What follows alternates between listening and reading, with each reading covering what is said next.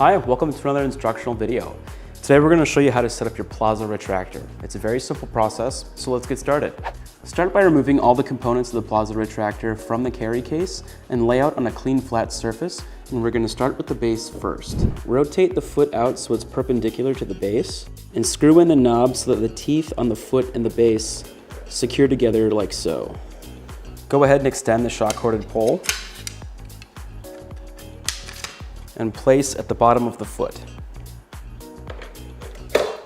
So now let's extend the banner. You're gonna pull up on this top rail. A quick note though, you're gonna fold the top rail back and the peg here will then fit into the top of the shock-corded pole, having the banner concealing the front of the top rail to give that smooth, sleek look.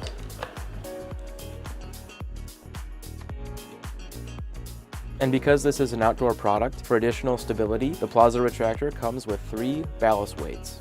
Simply unscrew the ballast and fill it with whatever material you desire, sand, water, what have you.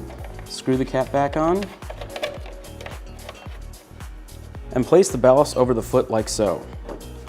And there you have it. It's just that simple to set up your Plaza Retractor.